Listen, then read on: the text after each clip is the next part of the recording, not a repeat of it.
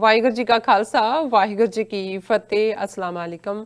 ਆਦਾਬ ਬਰਜ਼। ਮੈਂ ਹਾਂ ਤੁਹਾਡੀ ਹੋਸਟ ਨੀਲਮ ਕੌਰ ਤੇ ਮੈਂ TV4 ਦੇ ਸਾਰੇ ਦਰਸ਼ਕਾਂ ਤੇ ਸਰੋਤਿਆਂ ਦਾ ਦਿਲੀ ਸਵਾਗਤ ਕਰਦੀ ਹਾਂ ਪ੍ਰੋਗਰਾਮ ਸੱਚੋ ਸੱਚ ਵਿੱਚ, ਜਿਹੜੇ ਇਸ ਪ੍ਰੋਗਰਾਮ ਨਾਲ ਦੇਸ਼ਾਂ ਵਿਦੇਸ਼ਾਂ ਤੋਂ ਜੁੜ ਚੁੱਕੇ ਨੇ।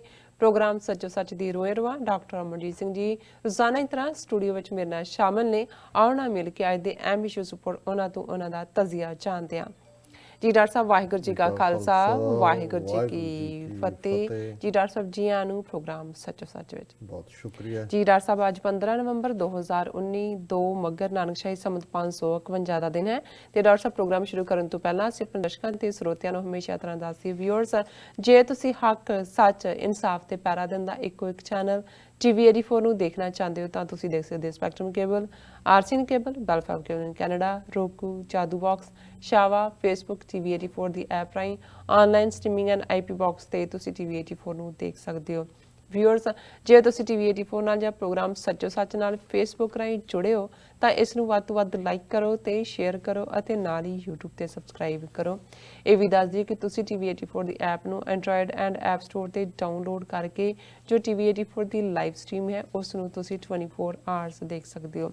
ਵਿਊਅਰਸ, ਹੁਣ ਅਸੀਂ ਆਪਣੇ ਪ੍ਰੋਗਰਾਮ ਦੀ ਸ਼ੁਰੂਆਤ ਕਰਨ ਜਾ ਰਹੇ ਹਾਂ। ਅੱਜ ਫਰਾਈਡੇ ਦਾ ਦਿਨ ਹੈ। ਅਸੀਂ ਪਹਿਲਾਂ ਹੀ ਆਪਣੇ ਸਾਰੇ ਦਰਸ਼ਕਾਂ ਨੂੰ ਹੈਪੀ ਵੀਕਐਂਡ ਕਹਿੰਦੇ ਹਾਂ ਔਰ ਵਾਹਿਗੁਰੂ ਜੀ ਅੱਗੇ ਅਰਦਾਸ ਕਰਦੇ ਹਾਂ ਕਿ ਤੁਹਾਡਾ ਵੀਕਐਂਡ ਬਹੁਤ ਹੀ ਵਧੀਆ ਖੁਸ਼ੀਆਂ ਨਾਲ ਬਤੀਤ ਹੋਵੇ।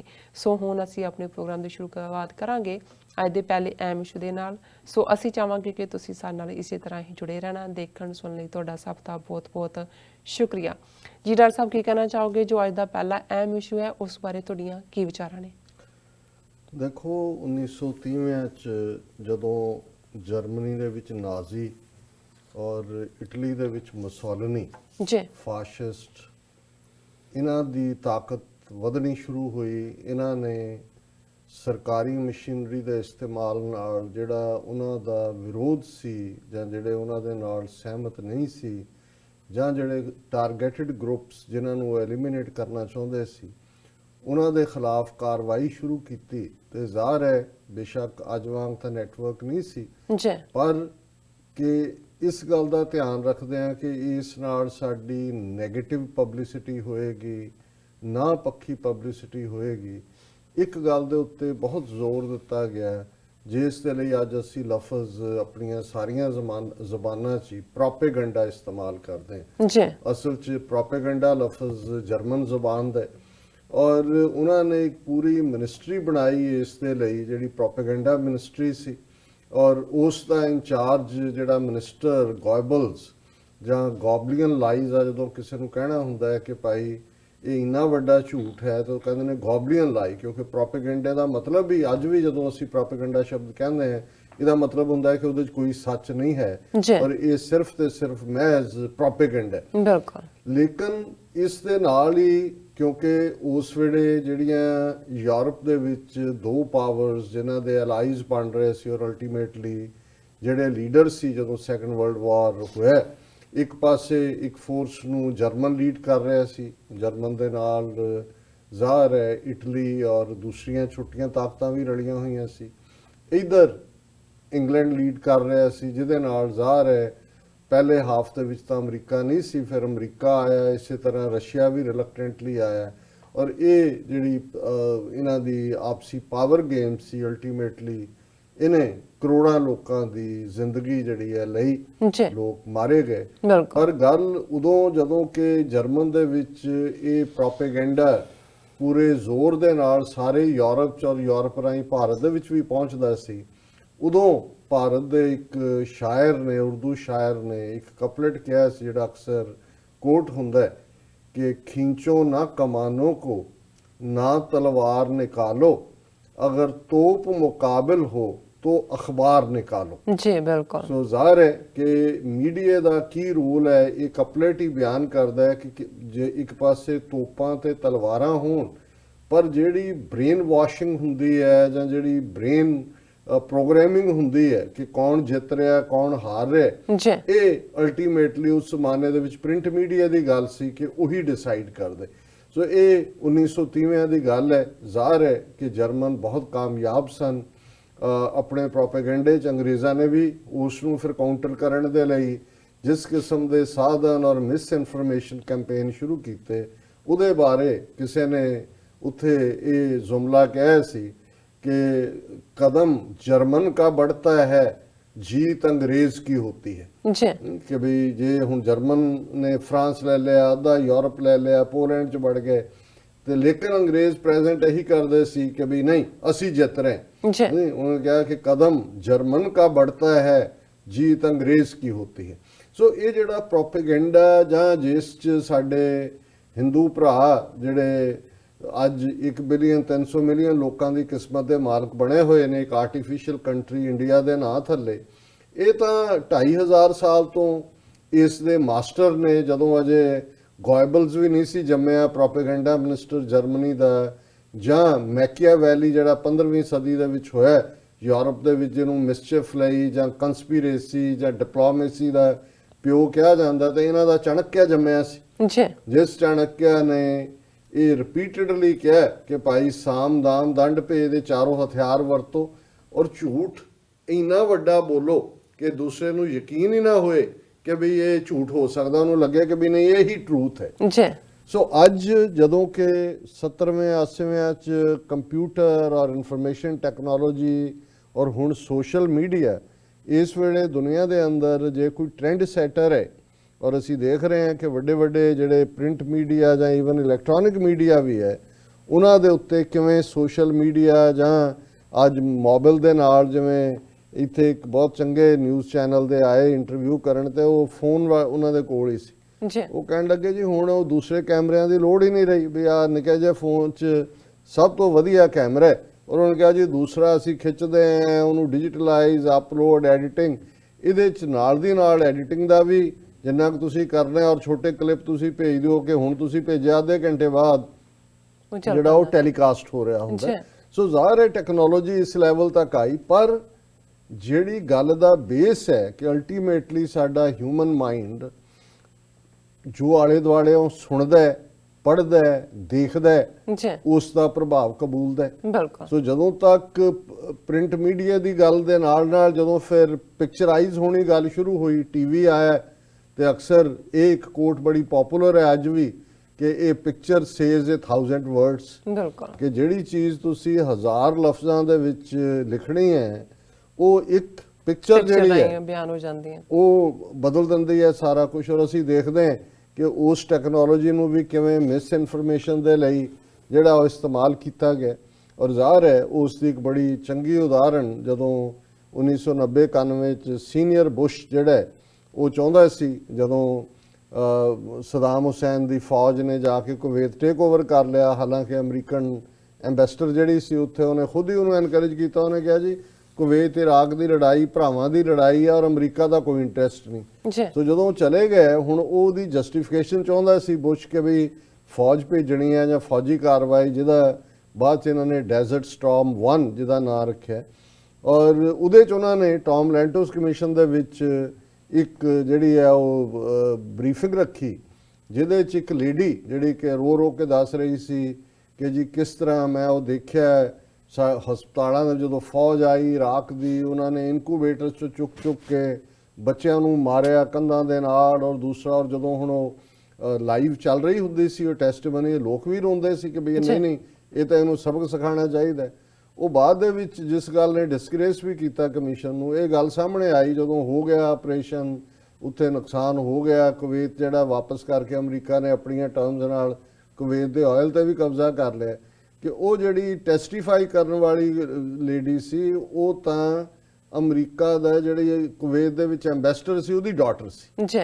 ਸੋ ਮਤਲਬ ਇਸ ਹੱਦ ਤੱਕ ਫੇਕਨੈਸ। ਔਰ ਇਸੇ ਤਰ੍ਹਾਂ ਈਵਨ ਸੈਕੰਡ ਵਰਲਡ ਵਾਰ ਦੇ ਵੇਲੇ ਵੀ ਜਦੋਂ ਕਿ ਅਮਰੀਕਾ ਅਜੇ ਸੈਕੰਡ ਵਰਲਡ ਵਾਰ ਦੇ ਵਿੱਚ ਨਿਊਟਰਲ ਸੀ ਪਹਿਲੇ 2-2.5 ਸਾਲ, ਤੇ ਚਰਚਲ ਨੇ ਔਰ ਉਸ ਜ਼ਮਾਨੇ 'ਚ ਫਿਰ ਜਿਹੜੇ ਬ੍ਰਿਟਿਸ਼ ਟ੍ਰੇਨਡ ਉਹਨਾਂ ਦੇ ਜਸੂਸ ਸੀ ਔਰ ਮੁੰਡੇ ਔਰ ਕੁੜੀਆਂ ਉਹ ਅਮਰੀਕਾ 'ਚ ਆ ਕੇ ਕਹਾਣੀਆਂ ਸੁਣਾਉਂਦੇ ਸੀ ਔਰ ਪ੍ਰੈਜੈਂਟੇਸ਼ਨਸ ਦਿੰਦੇ ਸੀ ਕਿ ਕੀ ਜ਼ੁਲਮ ਹੋ ਰਹੇ ਨੇ, ਕਿਵੇਂ ਚੱਲ ਰਿਹਾ ਹੈ। ਔਰ ਅਲਟੀਮੇਟਲੀ ਬੇਸ਼ੱਕ ਜਦੋਂ ਪਰਲ ਹਾਰਬਰ ਤੇ ਜਾਪਾਨ ਨੇ ਅਟੈਕ ਕੀਤਾ, ਅਮਰੀਕਾ ਉਦੋਂ ਮੈਂਟਲੀ ਰੈਡੀ ਹੋ ਗਏ ਅਮਰੀਕਨਸ ਕਿ ਅਸੀਂ ਪਾਰਟਿਸਿਪੇਟ ਕਰੀਏ, ਪਰ ਉਸ ਪੀਰੀਅਡ ਦੇ ਵਿੱਚ ਵੀ ਉਸ ਹਮਲੇ ਦੇ ਨਾਲ ਨਾਲ ਇਹ ਫੇਕ ਪ੍ਰੋਪੇਗੈਂਡਾ ਜਿਹਦੇ ਥੱਲੇ ਤੁਸੀਂ ਐਗਜ਼ੈਜਰੇਟ ਕਰ ਰਹੇ ਹੋ ਗੱਲ ਦਾ, ਇਹਦਾ ਇੱਕ ਵੱਡਾ ਰੋਲ ਰਿਹਾ। ਹੁਣ ਅਸੀਂ ਦੇਖ ਰਹੇ ਹਾਂ ਕਿ ਵੀ ਕਿਸ ਹੱਦ ਤੱਕ ਭਾਰਤੀ ਸਟੇਟ ਨੇ ਇਸ ਝੂਠ ਦਾ, ਫੇਕ ਪ੍ਰੋਪੇਗੈਂਡੇ ਦਾ, ਫੇਕ ਨਿਊਜ਼, ਕਿਵੇਂ ਇਹਨਾਂ ਨੇ ਆਈਟੀ ਸੈਕਟਰ ਤੇ ਕਾਬੂ ਕੀਤਾ ਹੈ, ਕਿਵੇਂ ਉਹ ਇੱਕ ਫੇਕ ਉਸ ਅਕਾਊਂਟ ਨੂੰ ਬਣਾਉਂਦੇ ਨੇ।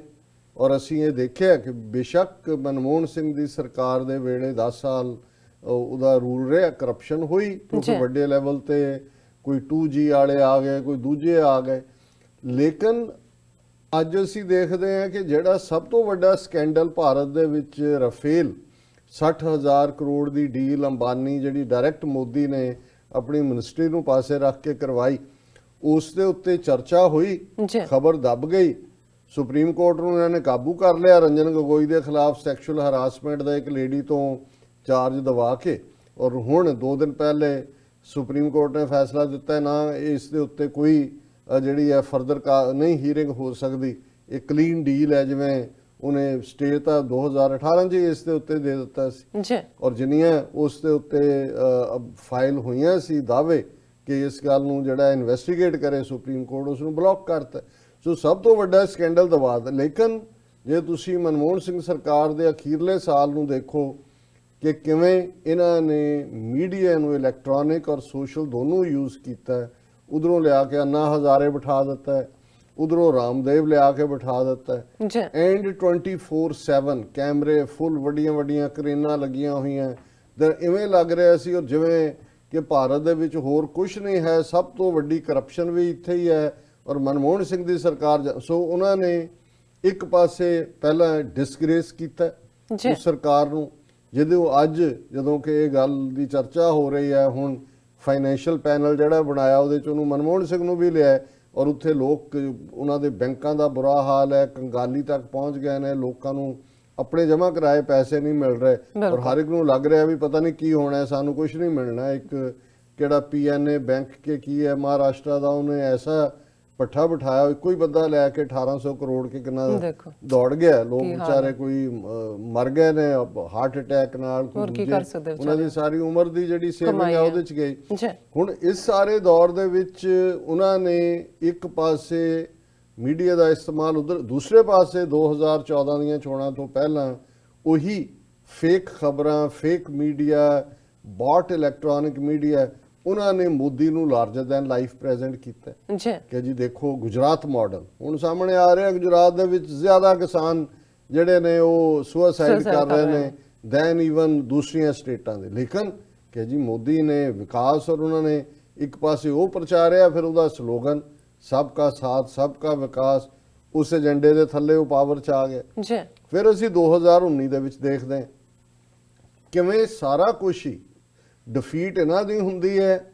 ਜਿਹੜਾ ਇਹ ਪੁਲਵਾਮਾ ਹਮਲੇ ਦੀ ਆੜ ਦੇ ਵਿੱਚ ਪਾਕਿਸਤਾਨ ਦੇ ਉੱਤੇ ਅਟੈਕ ਕਰਦੇ ਨੇ, ਬਾਲਾਕੋਟ, ਜਹਾਜ਼ ਵੀ ਇਹਨਾਂ ਦਾ ਡਿੱਗਦਾ ਹੈ, ਪਾਇਲਟ ਵੀ ਇਹਨਾਂ ਦਾ, ਉਹਨਾਂ ਦੀ ਅਰੈਸਟ 'ਚ ਆਉਂਦਾ ਹੈ। ਲੇਕਿਨ ਤੁਸੀਂ ਦੇਖੋ ਵੀ ਕਿਸ ਹੱਦ ਤੱਕ ਜਾ ਕੇ ਉਹਨੂੰ ਅਭਿਮਨਿਊ ਨੂੰ ਕਿ ਅਭਿਨੰਦਨ ਨੂੰ ਕੀ ਉਹਦਾ ਨਾਮ ਸੀ, ਉਹਨੂੰ ਉਹਨਾਂ ਨੇ ਹੀਰੋ ਬਣਾ ਕੇ ਵਾਪਸ ਕਰਕੇ, ਔਰ ਚੋਣਾਂ ਦੇ ਵਿੱਚ ਕਿਵੇਂ एंटाई पाकिस्तान ही नहीं इंडिया दी विक्ट्री कि हम जीत गए, हम जीत गए, हम जीत गए, किस किस्म का प्रोपेगेंडा है। और ऐ लगता सी कि भी होर कोई खबर कितों आ ही नहीं रही। एवें नहीं हो जदों एक तो एस्टैबलिश्ड इलैक्ट्रॉनिक और प्रिंट मीडिया है, पर दूसरे पासे सोशल मीडिया राही किन्ने वैबसाइट्स इन्हां दे जिहड़े ने दिन रात वो झूठ वेचदे ने। हुण यही गल असीं कश्मीर दे हवाले नाल देखदे हां।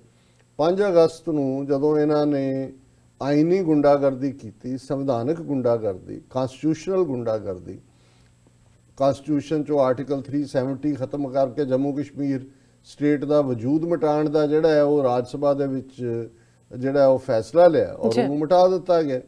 हुण ज़ाहिर है कि उस दे उत्ते उत्थे तो उन्होंने खबर निकलन नहीं दित्ती, ही दस्सिया कि जी जिवें सारे भंगड़े पा रहे हैं भारत, हालां लोकां ने ये कोई शक नहीं है जे महाराष्ट्र और हरियाणे दे विच ਇਹ ਆਪਣੀ ਮੈਜੋਰਟੀ ਨਹੀਂ ਲੈ ਸਕੇ। ਮਹਾਰਾਸ਼ਟਰ 'ਚ ਤਾਂ ਹੁਣ ਉਹ ਜਿਹੜੀ ਹੈ ਉਹ 3 ਪਾਰਟੀਆਂ ਦੀ ਸਰਕਾਰ ਬਣਨ ਜਾ ਰਹੀ ਹੈ, ਉਹਨਾਂ ਦੀ ਫਾਈਨਲ ਗੱਲਬਾਤ ਹੋ ਗਈ ਹੈ। ਸ਼ਿਵ ਸੈਨਾ ਹੈ ਔਰ ਕਾਂਗਰਸ ਐਸ ਹੈ, ਸ਼ਰਦ ਪਵਾਰ ਦੀ ਔਰ ਕਾਂਗਰਸ ਹੈ, ਜਿਸ ਮਹਾਰਾਸ਼ਟਰ 'ਚ ਸਮਝਦੇ ਸੀ ਕਿ ਜੀ ਅਸੀਂ ਸ਼ਿਵ ਸੈਨਾ ਨਾਲ ਮਿਲ ਕੇ ਸੀਟਾਂ ਜਿੱਤੀਆਂ ਨੇ, ਸਾਡੀ ਸਰਕਾਰ ਬਣੇਗੀ। ਹਰਿਆਣੇ 'ਚ ਵੀ ਜਿਹੜੀ ਹੈ ਉਹ ਕੋਲੀਸ਼ਨ ਸਰਕਾਰ ਬਣੀ, ਉਹਨੂੰ ਜਿਹੜਾ ਚੁਟਾਲਿਆਂ ਦਾ ਮੁੰਡਾ ਹੈ ਉਹਦੇ ਨਾਲ ਮਿਲ ਕੇ ਉਹਦੀ ਪਾਰਟੀ ਦੇ। ਜੀ ਸੋ ਲੋਕਾਂ ਨੇ ਤਾਂ ਨਹੀਂ ਬਲੀਵ ਕੀਤਾ, ਔਰ ਇਹ ਲੱਗ ਰਿਹਾ ਕਿ ਵੀ ਇਹਨਾਂ ਦਾ ਐਕਸਪੋਜ਼ ਵੀ ਹੋ ਰਿਹਾ। ਪਰ ਕਸ਼ਮੀਰ ਦੇ ਮੁੱਦੇ ਤੇ ਇਹਨਾਂ ਨੇ ਇੰਟਰਨੈਸ਼ਨਲ ਓਪੀਨੀਅਨ ਨੂੰ ਇਨਫਲੂਐਂਸ ਕਰਨ ਦੇ ਲਈ ਜ਼ਾਹਰ ਹੈ, ਕਿਉਂਕਿ ਯੂਰਪੀਅਨ ਯੂਨੀਅਨ ਨੇ ਉਸ ਦੇ ਉੱਤੇ ਰੈਜ਼ੋਲੂਸ਼ਨ ਕੀਤਾ। ਕਸ਼ਮੀਰ ਤੇ ਪਹਿਲੀ ਵਾਰ ਸੀ ਯੂਰਪੀਅਨ ਯੂਨੀਅਨ 'ਚ ਹੋਇਆ। ਅਮਰੀਕਾ ਦੇ ਵਿੱਚ ਜਿਹੜੀ ਕਾਂਗਰੈਸ਼ਨਲ ਹੀਅਰਿੰਗ ਵੀ ਹੋਈ ਇਹਦੇ ਤੇ, ਮਿਸਟਰ ਐਕਰਮੈਨ ਨੇ ਕੀਤੀ, ਮਿਸਟਰ ਸ਼ਰਮਨ। ਔਰ ਹੁਣ ਪਿਛਲੇ ਕੱਲ ਜਿਹੜੀ ਹੈ ਉਹ ਟਾਮ ਲੈਂਟੋਸ ਕਮਿਸ਼ਨ ਨੇ ਹੀਅਰਿੰਗ ਕੀਤੀ, ਜਿਹੜੀ ਅਸੀਂ ਸੈਕੰਡ ਸੈਗਮੈਂਟ ਦੇ ਵਿੱਚ ਡਿਸਕਸ ਕਰਾਂਗੇ ਕਿ ਕਿਵੇਂ ਇੱਕ ਸਿੱਖ ਐਕਸਪਰਟ ਵਿਟਨੈਸ ਜਿਹੜੇ ਅਟਾਰਨੀ ਨੇ, ਔਰ ਜਿਹੜਾ ਜੇਮਸ ਟਾਊਨ ਯੂਨੀਵਰਸਿਟੀ ਦੇ ਵਿੱਚ ਅਸਿਸਟੈਂਟ ਪ੍ਰੋਫੈਸਰ, ਔਰ ਪਹਿਲਾਂ ਪੀਪਲਜ਼ ਜਿਹੜਾ ਉਹਨਾਂ ਦੀ ਇੱਕ PUCL people's union for civil liberties, ਉਹਨਾਂ ਦੇ ਲਈ ਵੀ ਐਜ਼ ਅ ਅਟਾਰਨੀ ਕੰਮ ਕੀਤਾ। ਉਹਨਾਂ ਨੇ 7-8 ਮਿੰਟ ਦੀ ਉਹਨਾਂ ਦੀ ਟੈਸਟੀਮਨੀ ਹੈ ਕਿਵੇਂ ਉਹਨਾਂ ਨੇ ਕਸ਼ਮੀਰ ਦੇ ਮੁੱਦੇ ਤੇ ਇੰਡੀਅਨ ਗਵਰਨਮੈਂਟ ਨੂੰ ਐਕਸਪੋਜ਼ ਕੀਤਾ, ਔਰ ਸਿੱਖਾਂ ਦਾ ਇਸ਼ੂ ਵੀ, ਔਰ ਜੋ ਕੁਝ ਉੱਥੇ ਅਸਾਮ 'ਚ ਚੱਲ ਰਿਹਾ। ਔਰ ਦੂਸਰਾ ਇੱਕ ਬੜੀ ਯੂਨੀਕ, ਅਸੀਂ ਉਹਨੂੰ ਸੈਕੰਡ ਸੈਗਮੈਂਟ 'ਚੋਂ ਦਿਖਾਵਾਂਗੇ ਵੀ ਆਪਣੇ ਵਿਊਅਰਸ ਨੂੰ। ਲੇਕਿਨ ਇਸ ਸਾਰੇ ਪੀਰੀਅਡ 'ਚ ਵੀ ਕਿਵੇਂ ਕਸ਼ਮੀਰ ਦੇ ਮੁੱਦੇ ਨੂੰ ਪ੍ਰਭਾਵਿਤ ਕਰਨ ਦੇ ਲਈ ਇਹਨਾਂ ਨੇ, ਹਾਲਾਂ ਇੰਟਰਨੈਸ਼ਨਲ ਮੀਡੀਆ ਨੇ, ਕਿਉਂਕਿ ਐਮਨੈਸਟੀ ਇੰਟਰਨੈਸ਼ਨਲ ਜਿਹੜੀ ਹੈ ਉੱਥੋਂ ਕੁਛ ਨਾ ਕੁਛ ਖਬਰਾਂ ਕੱਢ ਰਹੀ ਸੀ। ਨਿਊਯਾਰਕ ਟਾਈਮਜ਼ ਜਾਂ ਉਹਨਾਂ ਦੇ ਸ੍ਰੀਨਗਰ ਥੋੜੇ ਬਹੁਤ ਬਿਊਰੋ ਬੈਠੇ ਸੀ, ਔਰ ਕੁਛ ਨਾ ਕੁਛ ਹਕੀਕਤ ਸਾਹਮਣੇ ਆਈ। ਲੇਕਿਨ ਦੂਸਰੇ ਪਾਸੇ ਇਹਨਾਂ ਨੇ ਕਿਵੇਂ ਇੱਕ ਡੈਲੀਗੇਸ਼ਨ 23 ਮੈਂਬਰਾਂ ਦਾ ਯੂਰਪੀਅਨ ਯੂਨੀਅਨ ਦੇ member parliament extremist right winger, ਉਹਨਾਂ ਨੂੰ ਕਸ਼ਮੀਰ ਭੇਜਿਆ। ਉਹਨਾਂ ਦਾ ਪੂਰਾ ਜਿਵੇਂ ਟੇਲਰ ਟਿਊਟਰ ਟ੍ਰਿਪ, ਮੋਦੀ ਦੇ ਨਾਲ ਫੋਟੋ, ਉਹਨਾਂ ਨੇ ਵੀ ਆ ਕੇ ਕਿਹਾ ਜੀ ਬਿਲਕੁਲ ਠੀਕ, ਬਹੁਤ ਵਧੀਆ। ਲੇਕਿਨ ਅੱਜ ਜਿਹੜੀ ਗੱਲ, ਬੇਸ਼ੱਕ ਇਹ ਕੱਲ ਦੀ ਖਬਰ ਹੈ, ਲੇਕਿਨ ਇਹਦੀ ਕੋਈ ਬਹੁਤੀ ਚਰਚਾ ਨਹੀਂ ਹੈ। ਅਸੀਂ ਉਹਨਾਂ ਦਰਸ਼ਕਾਂ ਦਾ ਆਪਣੇ ਸ਼ੁਕਰੀਆ ਅਦਾ ਕਰਦੇ ਹਾਂ ਜਿਨ੍ਹਾਂ ਨੇ ਸਾਨੂੰ ਹਮੇਸ਼ਾ ਹੀ ਮਾਲਾ ਮਾਲ ਕੀਤਾ ਹੈ ਜਾਣਕਾਰੀ ਦੇ ਨਾਲ, ਜੋ ਭੇਜਦੇ ਨੇ। ਔਰ ਇਹ ਫਸਟ ਪੋਸਟ ਦੀ ਖਬਰ ਜਿਹੜੀ ਇਹ ਦੱਸਦੀ ਹੈ ਕਿ ਸਿਰਫ ਜਿਵੇਂ ਅਮਿਤ ਸ਼ਾਹ ਨੇ BJP ਵਰਕਰਾਂ ਨੂੰ ਐਡਰੈਸ ਕਰਦਿਆਂ ਉੱਥੇ ਕਿਹਾ ਸੀ ਕਿ ਜੀ ਅਸੀਂ, ਸਾਡੇ ਤਾਂ ਇਕੱਲੇ ਯੂਪੀ ਦੇ ਵਿੱਚ, ਯੂਪੀ ਬਿਹਾਰ 'ਚ 8 ਮਿਲੀਅਨ ਕਿ ਕਿੰਨਾ ਉਹਦੀ ਫਿਗਰ ਸੀ, ਜਿਹੜੇ ਸਾਡੇ WhatsApp ਗਰੁੱਪਸ ਨੇ, ਅਸੀਂ ਸਵੇਰੇ ਬ੍ਰੇਕਫਾਸਟ ਵੇਲੇ ਉਹਨਾਂ ਨੂੰ ਕੋਈ ਵੀ ਖਬਰ ਝੂਠੀ ਹੋਏ ਜਾਂ ਸੱਚੀ ਹੋਏ ਉਹਨੂੰ ਪਰੋਸਦੇ ਨੇ, ਔਰ ਉਹੀ ਸਾਡਾ ਕੰਮ ਕਰਦੀ ਹੈ।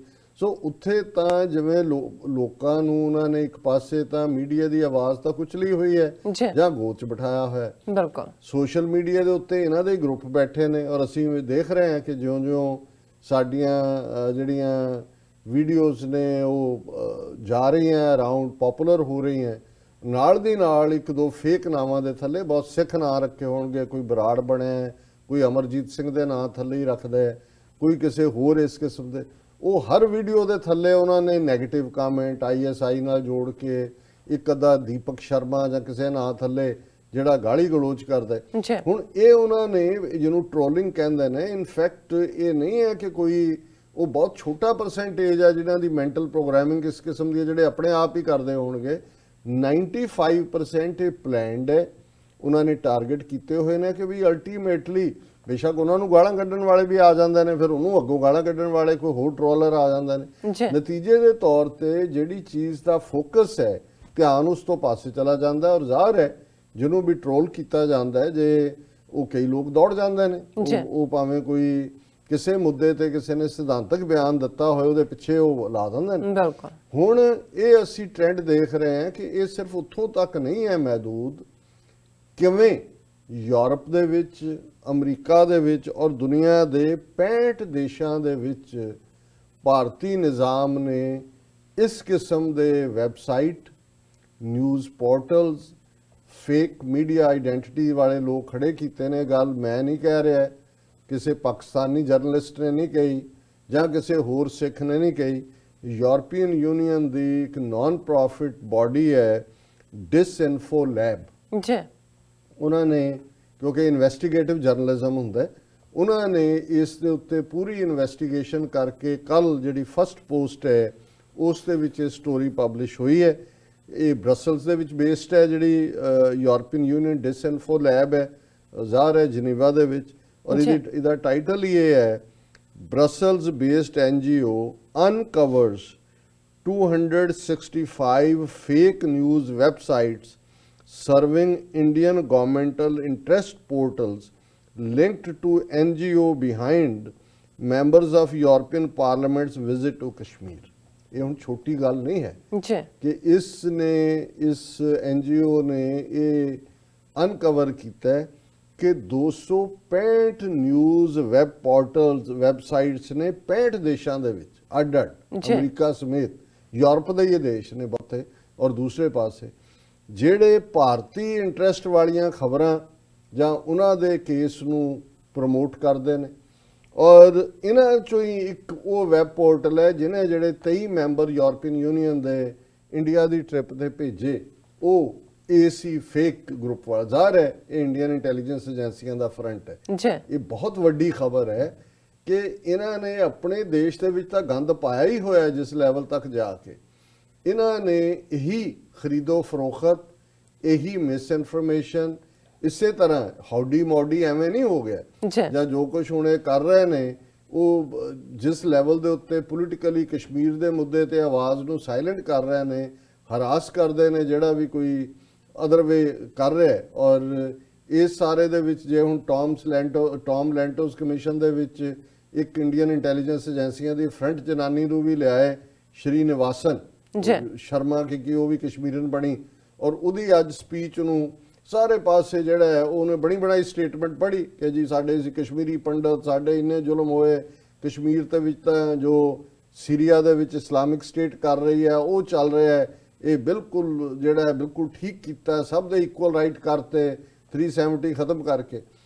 ਹੁਣ ਜਿਹੜੀਆਂ ਬਾਕੀ ਟੈਸਟੀਮਨੀਜ਼ ਨੇ ਜਿਨ੍ਹਾਂ ਦੇ ਵਿੱਚ ਇਨਕਲੂਡਿੰਗ ਅਰਜਨ ਸਿੰਘ ਸੇਠੀ ਜਿਹੜਾ ਅਟਰਨੀ ਸਿੱਖ ਹੈ, ਉਹਦੀ ਹੈ, US ਸਰਫ ਦਾ ਹਿਊਮਨ ਰਾਈਟਸ ਵਾਚ ਦਾ, ਉਹਨਾਂ ਸਾਰਿਆਂ ਦਾ ਕਿਤੇ ਜ਼ਿਕਰ ਨਹੀਂ ਹੈ। ਈਵਨ ਜਿਹੜੀ PTI ਨੇ ਸਟੋਰੀ ਵੀ ਭੇਜੀ ਉਹਦੇ ਤੇ ਵੀ ਜਿਹੜਾ ਉਸੇ ਦੀ ਗੱਲ ਹੈ, ਔਰ ਉਹਦੇ ਨੂੰ ਹੀ BJP ਦਾ ਸਾਰੇ ਨੈਟ ਜਿਹੜੇ ਨੇ ਉਹ ਪ੍ਰਮੋਟ ਕਰ ਰਹੇ ਨੇ ਕਿ ਜੋ ਉਹਨੇ ਚੌਂਟੇ ਚੱਕ ਤੇ ਸ਼੍ਰੀ ਨਿਵਾਸਨ ਨੇ ਤੇ ਫਲਾਣਾ ਤੇ ਢਿਮਕਾ। ਹੁਣ ਇਸ ਖਬਰ ਨੂੰ ਜੇ ਅਸੀਂ ਮੈਂ ਥੋੜੇ ਜਿਹੇ ਵੇਰਵੇ 'ਚ ਡਿਸਕਸ ਕਰਨਾ ਚਾਹਾਂਗਾ, ਕਿਉਂਕਿ ਇਹ ਇਹਨਾਂ ਦੇ ਹੈ ਕਿ the report goes on to detail its investigation into network designed to influence the European Union and the United Nations by repeatedly criticizing Pakistan।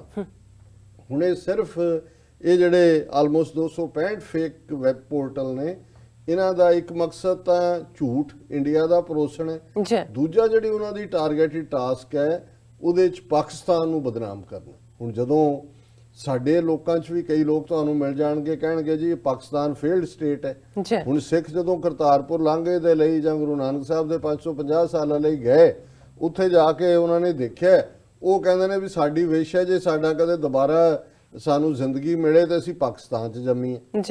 ਹੁਣ ਕਿੰਨਾ ਫਰਕ ਹੈ। ਔਰ ਇੱਥੇ ਜੇ ਤੁਸੀਂ ਦੇਖੋਗੇ ਕਿ ਇਹ ਪ੍ਰਭਾਵ ਅਲਟੀਮੇਟਲੀ, ਜਿਵੇਂ ਮੈਂ ਕਿਹਾ ਵੀ ਅਸੀਂ ਹਿਊਮਨ ਬੀਇੰਗ ਜਿਹੜੇ ਹੈ, ਅਸੀਂ ਪ੍ਰਭਾਵ ਕਬੂਲਦੇ ਹਾਂ ਕਿਸੇ ਚੀਜ਼ ਦਾ। ਜਦੋਂ ਅਸੀਂ ਗਰੋ ਹੋ ਰਹੇ ਸੀ, ਯਾਦ ਹੈ ਕਿ ਵੀ ਇੱਕੋ ਹੀ ਜਿਹੜਾ ਟੁੱਥਪੇਸਟ ਸੀ ਉਹ ਕੋਲਗੇਟ ਸੀ, ਤੇ ਉਹ ਸ੍ਰੀਲੰਕਾ ਵਾਲਿਆਂ ਨੇ ਇੱਕ ਬਿਨਾਕਾ ਗਾਣਿਆਂ ਦੀ ਸੀਰੀਜ਼ ਸ਼ੁਰੂ, ਉਹਦਾ ਨਾਂ ਹੀ ਬਿਨਾਕਾ ਸੀ, ਉਹਦੇ ਨਾਲ ਬਿਨਾਕਾ ਪ੍ਰਮੋਟ ਹੋਣਾ ਸ਼ੁਰੂ ਹੋਇਆ। ਜਦੋਂ ਜਾ ਕੇ ਕੋਈ ਮੰਗਦਾ ਸੀ ਕਹਿੰਦਾ ਸੀ ਮੈਨੂੰ ਬਿਨਾਕਾ ਦੇ, ਮਤਲਬ ਹੀ ਇਹ ਸੀ ਕਿ ਵੀ ਪਤਾ ਹੀ ਨਹੀਂ ਸੀ ਵੀ ਕੋਈ ਹੋਰ ਬ੍ਰਾਂਡ ਵੀ ਹੁੰਦੇ ਨੇ। ਇਸੇ ਤਰ੍ਹਾਂ ਹੁਣ ਜਿਵੇਂ ਸੋਪ ਨੇ, ਹੁਣ ਇੱਥੇ ਜਿਹੜੇ ਅਮਰੀਕਾ ਦੇ ਵਿੱਚ ਕਈ ਮਹੀਨੇ ਸਾਲ ਕਈ ਕਿਸ਼ਤਾਂ ਚੱਲਦੀਆਂ ਜਿਨ੍ਹਾਂ ਨੂੰ ਸੋਪ ਓਪੇਰਾ ਕਹਿੰਦੇ ਨੇ, ਜਾਂ ਸੋਪ ਓਪਰਾ ਕਹਿੰਦੇ ਨੇ, ਕਿ ਜੀ ਉਹ ਸੀਰੀਜ਼ ਦਾ ਨਾਂ। ਉਹ ਇਸੇ ਲਈ ਸੋਪ ਓਪਰਾ ਹੈ ਕਿ ਉਹਦੇ 'ਚ ਸਾਬਣ ਦੀ ਮਸ਼ਹੂਰੀ ਹੁੰਦੀ ਸੀ, ਔਰ ਹੁੰਦੇ ਤਾਂ ਓਪਰਾ ਨੇ, ਲੇਕਿਨ ਉਹਨਾਂ ਨੂੰ ਫਾਈਨੈਂਸ ਹੀ ਸੋਪ ਕਰਦੇ ਸੀ।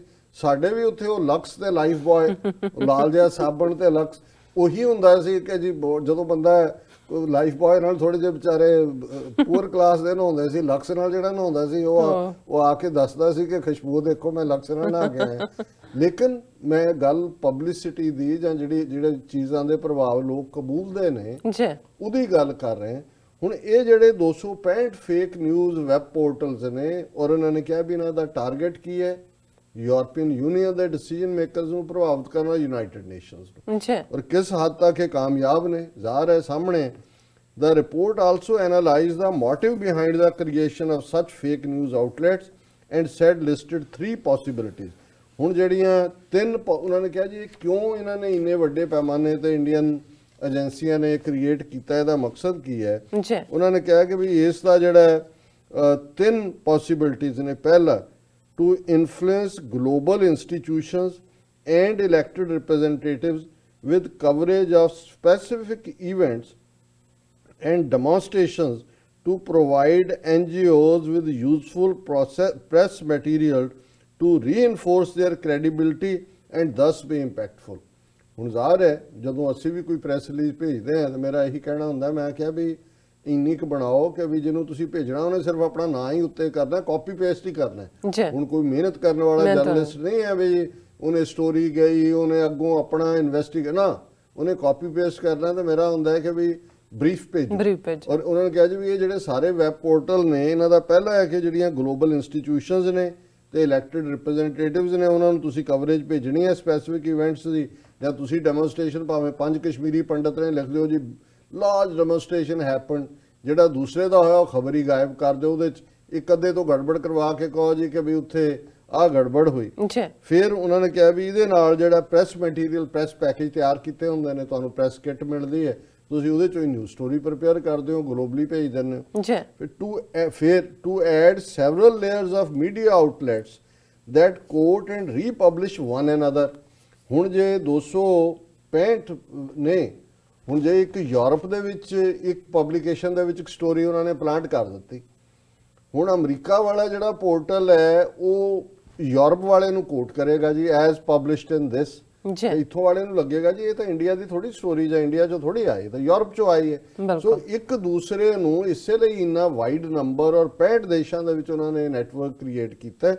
ਉਹਨਾਂ ਨੇ ਕਿਹਾ ਕਿ ਵੀ ਇਹ ਜਿਹੜਾ ਪਾਰਟ ਹੈ to add several layers of media outlets, ਕਈ ਲੇਅਰਸ ਕ੍ਰੀਏਟ ਕਰ ਦਿੱਤੀਆਂ ਐਂਡ ਰੀਪਬਲਿਸ਼ ਵਨ ਅਨਦਰ, ਇੱਕ ਦੂਸਰੇ ਨੂੰ, making it harder for the readers to trace the manipulation. ਜਿਹੜਾ ਪੜ੍ਹਨ ਵਾਲਾ ਹੈ ਉਹ ਯੂਰਪ ਬੇਸਡ ਸਟੋਰੀ ਦੇਖ ਰਿਹਾ, ਕਿਤੇ ਐਸੋਸੀਏਟਡ ਪ੍ਰੈਸ ਹੈ, ਕਿਤੇ ਰॉयटर ਹੈ, ਉਹਦਾ ਸੋਰਸ ਉਹ ਕੋਟ ਕਰ ਰਹੇ ਨੇ ਔਰ ਸਟੋਰੀ 'ਚ ਜਿਹੜਾ ਉਹ ਉਹਨਾਂ ਦੀ ਫੇਕ ਨਿਊਜ਼ ਹੈ, ਫੇਕ ਸਟੋਰੀ ਕ੍ਰੀਏਟ ਕੀਤੀ ਹੋਈ ਹੈ। And in turn sometimes offer a mirage of international support.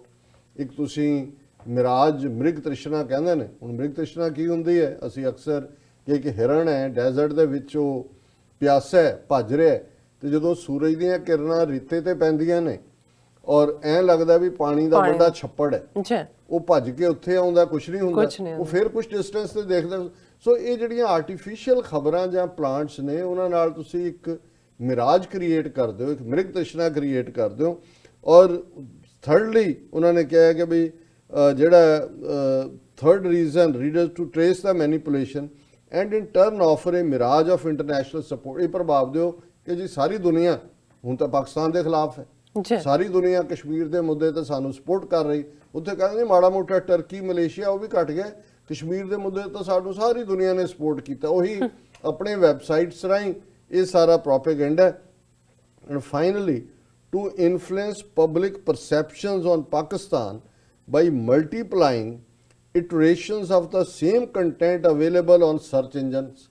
ਹੁਣ ਜਦੋਂ ਤੁਸੀਂ ਗੂਗਲ ਕਰਨਾ ਹੈ, ਜੇ ਤੁਹਾਡਾ 265 ਜਿਹੜੀਆਂ ਨੇ ਫੇਕ ਨਿਊਜ਼ ਨੇ, ਸੇ ਜਿਵੇਂ ਮੈਂ ਅੱਜ ਲੱਭ ਰਿਹਾ ਸੀ ਖਬਰ ਕੋਈ, ਤੇ ਮੈਂ ਜਿਹੜਾ ਉਹ ਗੂਗਲ 'ਚ ਪਾਇਆ ਉਹ ਲਫ਼ਜ਼ ਸਟੋਰੀ। ਹੁਣ ਜੇ ਥੱਲੇ 40 ਵੈਬਸਾਈਟ ਆ ਰਹੇ ਨੇ, ਉਹਨਾਂ 'ਚੋਂ 265 ਤਾਂ ਉਹਨਾਂ ਦੇ ਹੀ ਨੇ ਵੈਬਸਾਈਟ, ਉਹੀ ਰੀਇਨਫੋਰਸ ਕਰ ਰਹੇ ਨੇ ਇੱਕ ਦੂਜੇ ਦੀ ਸਟੋਰੀ ਨੂੰ। ਤੁਹਾਨੂੰ ਲੱਗੇਗਾ ਚਲੋ ਇੱਕ ਝੂਠ ਹੋ ਸਕਦਾ, ਦੂਜਾ 40 ਥੋੜੀ ਝੂਠ, 40 ਥੋੜੀ ਨਾ ਹੋ ਸਕਦਾ। ਸੋ ਉਹਦੇ 'ਚ ਸਰਚ ਇੰਜਨਸ ਦੇ ਵਿੱਚ ਵੀ ਇਹਨਾਂ ਨੇ ਇਸ ਤਰੀਕੇ ਦੇ ਨਾਲ ਉਹਦੀ ਪ੍ਰੋਗਰਾਮਿੰਗ ਕੀਤੀ ਹੋਈ ਹੈ ਕਿ ਇਹ ਜਿਹੜੇ ਫੇਕ ਨਿਊਜ਼ ਪੋਰਟਲਸ ਨੇ ਇਹਨਾਂ ਦੀ ਸਟੋਰੀ ਅਪੀਅਰ ਹੁੰਦੀ ਹੈ। ਔਰ ਇਹ ਫਸਟ ਪੋਸਟ ਦੀ ਖਬਰ ਨੇ ਇਸ ਸਾਰੇ ਦਾ ਭੇਤ ਖੋਲ੍ਹਿਆ ਔਰ ਉਹਨਾਂ ਨੇ ਕਿਹਾ ਕਿ ਵੀ ਦਾ ਰਿਪੋਰਟ ਬਾਈ ਜਿਹੜੀ ਯੂਰਪੀਅਨ ਯੂਨੀਅਨ ਡਿਸਇਨਫੋ ਲੈਬ ਹੈ, ਨਾਨ ਪ੍ਰੋਫਿਟ, ਉਹਨਾਂ ਨੇ research and tackling sophisticated disinformation campaigning targeting European Union, ਔਰ ਜਿਹੜੇ ਉਹਨਾਂ ਨੇ ਇਹਦੇ ਵਿੱਚ ਲਿਸਟ ਕੀਤੇ ਨੇ ਫੇਕ ਦੇ ਵਿੱਚ, ਉਹਨਾਂ 'ਚ ਵੱਡੇ ਵੱਡੇ ਨਾਂ ਨੇ, ਉਹਨਾਂ ਦੇ ਵਿੱਚ ਐਜ਼ ਨਿਊਯਾਰਕ ਮਾਰਨਿੰਗ ਟੈਲੀਗ੍ਰਾਫ। ਹੁਣ ਤੁਸੀਂ ਨਾਂ ਦੇਖੋਗੇ ਤੁਹਾਨੂੰ ਲੱਗੇਗਾ ਕਿ ਬਈ ਜਿਵੇਂ ਟੈਲੀਗ੍ਰਾਫ ਬੜਾ ਵੱਡਾ ਇੰਗਲੈਂਡ ਦਾ ਅਖਬਾਰ ਹੈ, ਮਾਰਨਿੰਗ, ਔਰ ਨਿਊਯਾਰਕ ਨਾਲ ਤੁਸੀਂ ਲਾਤਾ ਨਿਊਯਾਰਕ ਟਾਈਮਜ਼ ਵਾਲਾ ਬੰਦਾ ਕਹਿੰਦਾ ਜੀ ਇਹ ਅਮਰੀਕਨ ਗੋਰੇ ਬੈਠੇ ਹੋਣੇ ਨੇ ਇੱਥੇ ਜਿਹੜੇ ਇਸ ਖਬਰ ਨੂੰ ਇਨਵੈਸਟੀਗੇਟ ਕਰਦੇ ਨੇ। ਇਹ ਫੇਕ ਨਿਊਜ਼ ਪੋਰਟਲ ਹੈ ਨਿਊਯਾਰਕ ਮਾਰਨਿੰਗ ਟੈਲੀਗ੍ਰਾਫ, ਫਿਰ ਡਬਲਿਨ ਗੈਜ਼ਟ। ਹੁਣ ਆਇਰਲੈਂਡ ਦੇ ਵਿੱਚ ਬੈਠਾ, ਜਿਹੜੀ ਖਬਰ ਆਇਰਲੈਂਡ ਤੋਂ ਹੋਏਗੀ ਮੈਂ ਵੀ ਨਹੀਂ ਇਮੇਜਿਨ ਕਰ ਸਕਦਾ ਕਿ ਉੱਥੇ ਇੰਡੀਅਨ ਸਟੂਜੀਜ਼ ਜਿਹੜੇ ਬੈਠੇ ਨੇ ਉਹ ਖਬਰ ਹੀ ਉਹ ਕ੍ਰੀਏਟ ਕਰ ਰਹੇ ਨੇ। ਉਹਦਾ ਨਾਂ ਜਿਹੜਾ ਅਖਬਾਰ ਦਾ ਜਾਂ ਮੀਡੀਆ ਪੋਰਟਲ ਹੈ ਉਹ ਡਬਲਿਨ ਗੈਜ਼ਟ ਹੈ ਜੀ। ਥਰਡਲੀ ਟਾਈਮਜ਼ ਆਫ ਪੋਰਤੁਗਾਲ, ਪੋਰਤੁਗਲ ਜਿਹਨੂੰ ਕਹਿੰਦੇ ਨੇ ਅਸੀਂ ਪੁਰਤਗਾਲ ਕਹਿੰਦੇ। ਹੁਣ ਤੁਸੀਂ ਖਬਰ ਪੁਰਤਗਾਲ ਤੋਂ ਓਰੀਜੀਨੇਟ ਹੋਈ ਹੈ, ਤੁਸੀਂ ਕਿਵੇਂ ਇਮੇਜਿਨ ਕਰੋਗੇ ਕਿ ਵੀ ਇੰਡੀਆ ਤੋਂ ਕੋਈ ਵੀ ਖਬਰ ਓਰੀਜੀਨੇਟ ਹੋਣ ਵੇਲੇ ਤਾਂ ਸਾਡੇ ਕੰਨ ਖੜੇ ਹੋ ਜਾਂਦੇ ਨੇ ਕਿ ਵੀ ਇਹ 65 ਦੇਸ਼ਾਂ 'ਚ ਇਹਨਾਂ ਦੇ ਜਿਹੜੀਆਂ ਨੇ 265 ਇਸ ਕਿਸਮ ਦੇ ਨੈਟਵਰਕ ਫੇਕ ਪੋਰਟਲਸ, ਮਤਲਬ ਅਨਬਲੀਵੇਬਲ ਕਿਸ ਹੱਦ ਤੱਕ ਇਹਨਾਂ ਦੀ ਇਸ ਸਾਰੇ ਦੇ ਵਿੱਚ ਇਨਵੈਸਟਮੈਂਟ ਹੈ। ਔਰ ਉਹਦੇ 'ਚ ਉਹਨਾਂ ਨੇ ਫਿਰ ਕਿਹਾ ਵੀ ਜਿਹੜੇ ਗਰੁੱਪ ਨੇ 27 ਮੈਂਬਰ ਆਫ ਯੂਰਪੀਅਨ ਪਾਰਲੀਮੈਂਟ ਅਕਤੂਬਰ 'ਚ ਭੇਜੇ, ਉਹ ਇੱਕ ਵੈਬਸਾਈਟ EP ਟੂਡੇ ਹੈ ਵਿਚ is a self proclaimed magazine for the European parliament. Self proclaimed ਉਹ ਹੈ ਨਹੀਂ ਯੂਰਪੀਅਨ ਦੀ, ਉਹਨਾਂ ਨੇ ਆਪ ਹੀ ਬਣਾਇਆ, ਉਹਨਾਂ ਨੇ ਉਹ ਸਪਾਂਸਰ ਕੀਤਾ। What is called a large number of articles and op-eds related to minorities in Pakistan. ਵੀ ਇਹ ਉਹ ਪੋਰਟਲ ਹੈ ਜਿਹੜਾ ਪਾਕਿਸਤਾਨ ਦੇ ਜਿਹੜੇ ਨੇ ਈਸਾਈ ਜਾਂ ਹਿੰਦੂ ਜਾਂ ਸਿੱਖ ਹੈ ਜੀ, ਉਹਨਾਂ ਨਾਲ ਕੀ ਡਿਸਕ੍ਰਿਮੀਨੇਸ਼ਨ ਹੁੰਦੀ ਹੈ ਉਹਦੀਆਂ ਸਟੋਰੀਜ਼ ਪਲਾਂਟ ਕਰਦੇ। ਫਿਰ ਉਹਨਾਂ ਨੇ ਇਹ ਲੱਭਿਆ ਕਿ ਸ਼੍ਰੀਵਾਸਤਵਾ ਗਰੁੱਪ ਹੈ European Union DisinfoLab have quickly discovered that EP today is managed by Indian stakeholders. ਇਹ ਵੀ ਇੱਕ ਜਿਹੜਾ ਉਹ ਪੋਰਟਲ ਹੈ with ties to a large network of think tanks, NGOs and companies from Srivastava Group।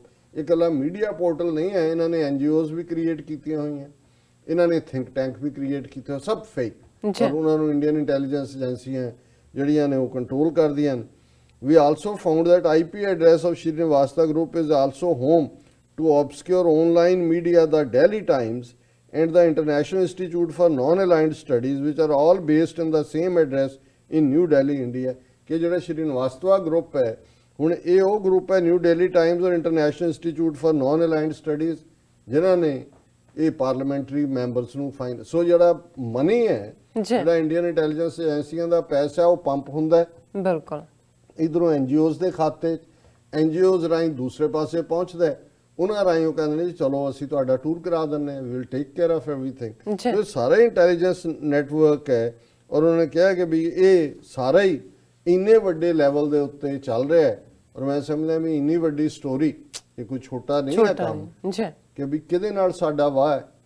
ਸਾਡਾ ਹਾਲ ਇਹ ਹੈ ਕਿ ਜੇ ਅਸੀਂ ਇੱਕ 7 ਸਾਲ ਜਿਹੜਾ TV 84 ਨੂੰ ਖੜਾ ਕਰਨ ਦੇ ਉੱਤੇ ਦਿਨ ਰਾਤ ਜਿਹੜਾ ਉਹ ਇੱਕ ਪੈਨੀ ਦੇ ਲਈ ਜਿਹੜਾ ਉਹ ਬੈਕ ਕਰਦੇ, ਤੇ ਸਾਡੇ ਹੀ ਭਰਾ ਭੈਣਾਂ ਜਿਹੜੇ ਬੈਠੇ ਨੇ ਉਹ ਕਹਿੰਦੇ ਨੇ ਜੀ ਮਤਲਬ ਜੇ ਤੁਸੀਂ ਕਰਨਾ ਹੀ ਹੈ ਤਾਂ ਉਹ ਵੈਸੇ ਹੀ ਕੈਮਰੇ ਤੇ ਕਰ ਲਿਆ ਕਰੋ। ਕਿੰਨਿਆਂ ਦੇ ਆਪਣੇ YouTube ਚੈਨਲ ਨੇ, ਤੁਸੀਂ ਕਾਹਨੂੰ ਇੰਨਾ 20-25-30 ਹਜ਼ਾਰ ਦਾ ਬਜਟ ਮਹੀਨੇ ਦਾ ਤੁਹਾਡਾ ਹੈਗਾ, ਇਹਨੂੰ ਵੈਸੇ ਹੀ ਆਪਣੀ ਇੱਕ ਵੀਡੀਓ ਪੋਸਟ ਕਰ ਦਿਆ ਕਰੋ। ਨਹੀਂ ਬਾਕੀ ਤਾਂ ਚਲੋ ਗੀਤ ਗਾਣੇ ਸਾਰੇ ਪਾਸੇ ਚੱਲਦੇ ਹੀ ਨੇ। ਇਹ ਸਾਡਾ ਹਾਲ ਹੈ, ਅਸੀਂ ਇਹ ਰੀਅਲਾਈਜ਼ ਹੀ ਨਹੀਂ ਕਰ ਰਹੇ।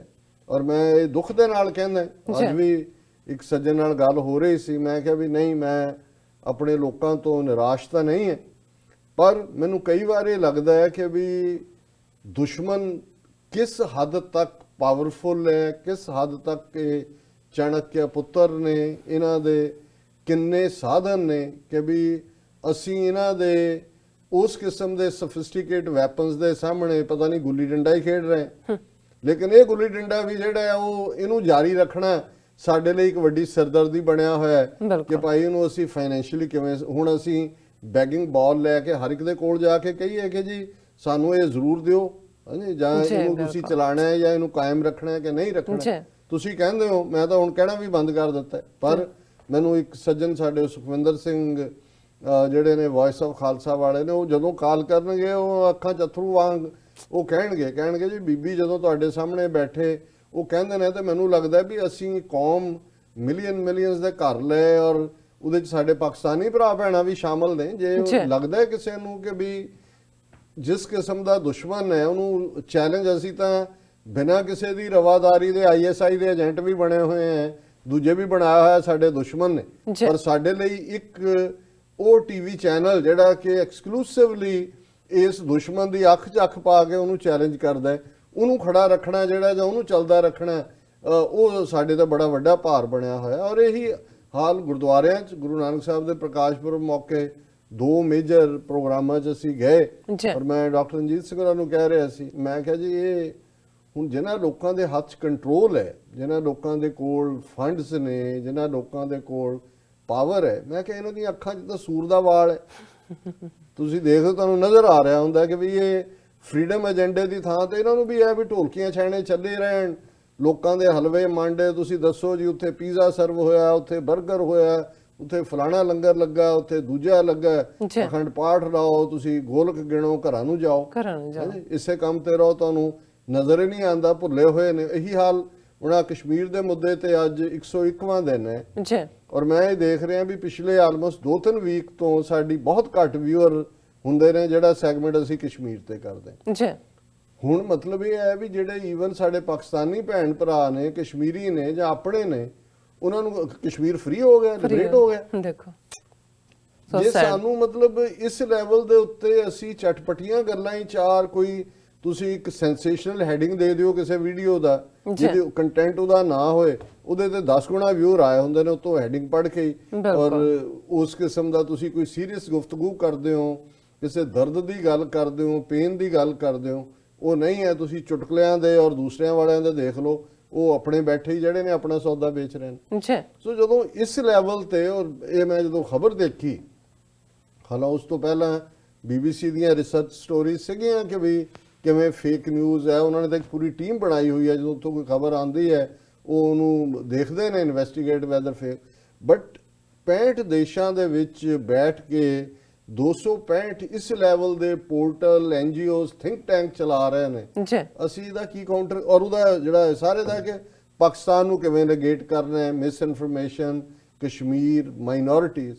ਸੋ ਮੈਂ ਤਾਂ ਇਸ ਸਾਰੇ ਚੋਂ ਇਹੀ ਹੈ ਕਿ ਭਰਾਓ ਭੈਣੋ, ਜੇ ਲੱਗਦਾ ਹੈ ਤੁਹਾਨੂੰ ਕਿ ਅਸੀਂ ਆਪਣੇ ਉੱਥੇ ਹੋਂਦ ਰੱਖਣੀ ਹੈ ਤੇ ਫਿਰ ਖਲੋਵੋ, ਘੱਟੋ ਘੱਟ ਇਹ ਜਿਹੜਾ TV 84 ਤੁਹਾਡੀ ਆਵਾਜ਼ ਹੈ, ਇਹਨੂੰ ਜਿਉਂਦਾ ਰੱਖੋ। ਹੋਰ ਵੀ ਜਿਸ ਲੈਵਲ ਤੇ ਜੋ ਵੀ ਕੋਈ ਕੰਮ ਕਰ ਰਿਹਾ ਬਹੁਤ ਵਧੀਆ ਹੈ, ਹਿਊਮੈਨਿਟੇਰੀਅਨ ਕੰਮ ਵੀ ਚੰਗਾ ਹੈ, ਜਿੱਥੇ ਜਿੱਥੇ ਵੀ ਹੁੰਦਾ ਹੈ ਤੁਸੀਂ ਮਦਦ ਕਰਦੇ ਹੋ, ਬਹੁਤ ਚੰਗੀ ਗੱਲ ਹੈ, ਇਹ ਸਾਡਾ ਪ੍ਰਾਈਡ ਹੈ ਕਿ ਅਸੀਂ ਕਰਦੇ ਹਾਂ। ਪਰ ਜਿਹੜੀ ਸਾਡੀ ਲੜਾਈ ਹੈ ਉਹ ਪੋਲੀਟੀਕਲ ਹੈ। ਇਸ ਦੁਸ਼ਮਣ ਨੂੰ ਜਦੋਂ ਤੱਕ ਅਸੀਂ ਪੋਲੀਟੀਕਲੀ ਦੁਨੀਆ ਦੀ ਕਚਹਿਰੀ ਦੇ ਵਿੱਚ ਐਕਸਪੋਜ਼ ਨਹੀਂ ਕਰਾਂਗੇ, ਇਹਨਾਂ ਦੇ ਨਾਲ ਮੈਚਿੰਗ ਜਿਹੜਾ ਹੈ, an eye for an eye, an apple for an apple, misinformation ਦਾ ਮੁਕਾਬਲਾ, ਗੁੱਡ ਇੰਟੈਂਸ਼ਨਸ ਜਿਹੜੀਆਂ ਨੇ ਉਹ ਰੱਬ ਦੇ ਦਰਬਾਰ 'ਚ ਨੇ, ਕਿ ਜਿੱਥੇ ਅਸੀਂ ਕਹਿੰਦੇ ਹਾਂ ਜੇ ਅਸੀਂ ਟਰੂਥਫੁਲ ਹੈ। ਇਸ ਬੇਈਮਾਨਾਂ ਦੀ ਦੁਨੀਆ ਦੇ ਵਿੱਚ ਇਹ ਠੀਕ ਹੈ ਵੀ ਅਸੀਂ ਬੇਈਮਾਨੀ ਨਹੀਂ ਕਰਨੀ, ਪਰ ਅੱਖਾਂ 'ਚ ਅੱਖਾਂ ਪਾ ਕੇ ਗੱਲ ਕਰਨ ਲਈ ਤੁਹਾਨੂੰ ਪੈਰ ਰੱਖਣ ਦੀ ਤਾਂ ਥਾਂ ਚਾਹੀਦੀ ਹੈ। ਜੀ ਬਿਲਕੁਲ, ਉਹਦੇ ਨਾਲ ਹੀ ਤੁਸੀਂ ਇਹਨਾਂ ਦੇ ਜਿਹੜੇ ਨੈਫੇਰੀਅਸ ਡਿਜ਼ਾਈਨਸ ਨੇ ਉਹਨਾਂ ਨੂੰ ਡਿਫੀਟ ਕਰ ਸਕਦੇ ਹੋ। ਨਹੀਂ ਤਾਂ ਘਰ ਬੈਠੇ ਪੜ੍ਹੀ ਜਾਓ, ਕੂੜ ਨਖੁੱਟੇ ਨਾਨਕਾ ਓੜਕ ਸੱਚ ਰਹੀ, ਘਰ ਬੈਠਿਆਂ ਨਹੀਂ ਕਦੇ ਵੀ ਸੱਚ ਜਿੱਤਦਾ। ਸੱਚ ਦੇ ਲਈ ਸਾਧਨ ਵੀ ਚਾਹੀਦੇ ਨੇ। ਫਿਰ ਕਹੋ ਜੀ ਸੱਚ ਨੂੰ ਹਮੇਸ਼ਾ ਫਾਂਸੀ ਹੁੰਦੀ ਹੈ ਜੀ, ਕਿਉਂ ਹੁੰਦੀ ਹੈ ਫਾਂਸੀ? ਕਿਉਂਕਿ ਜਿਹੜੀ ਮੈਜੋਰਿਟੀ ਹੈ ਉਹ ਸੱਚ ਨਾਲ ਖਲੋਣ ਨੂੰ ਤਿਆਰ ਨਹੀਂ ਹੁੰਦੀ। ਉਹਨਾਂ ਨੂੰ ਨਜ਼ਰ ਨਹੀਂ ਆਉਂਦਾ ਕਿ ਭਾਈ ਪਤਾ ਹੁੰਦਾ ਉਹਨਾਂ ਨੂੰ ਦਿਲਾਂ 'ਚ, ਪਰ ਉਹ ਕੂੜ ਦੇ ਮਗਰ ਜਾਂਦੇ ਨੇ। ਸੋ ਮੈਂ ਇਹ ਸਮਝਦਾ ਕਿ ਵੀ ਇਹ ਜਿਸ ਮੈਗਨੀਟਿਊਡ ਦੇ ਵਿੱਚ ਇਹਨਾਂ ਨੇ ਸਾਰੇ ਯੂਰਪ ਔਰ ਅਮਰੀਕਾ, UN ਔਰ ਯੂਰਪੀਅਨ ਪਾਰਲੀਮੈਂਟ ਨੂੰ ਇਨਫਲੂਐਂਸ ਕੀਤਾ ਹੈ, ਇਹ ਤਾਂ ਇਸ ਤੋਂ ਅੰਦਾਜ਼ਾ ਲਾ ਲਓ ਕਿ ਵੀ ਆਉਣ ਵਾਲੇ ਤਾਂ ਨਾਜ਼ੀਆਂ ਦੇ ਪਿਓ ਨੇ।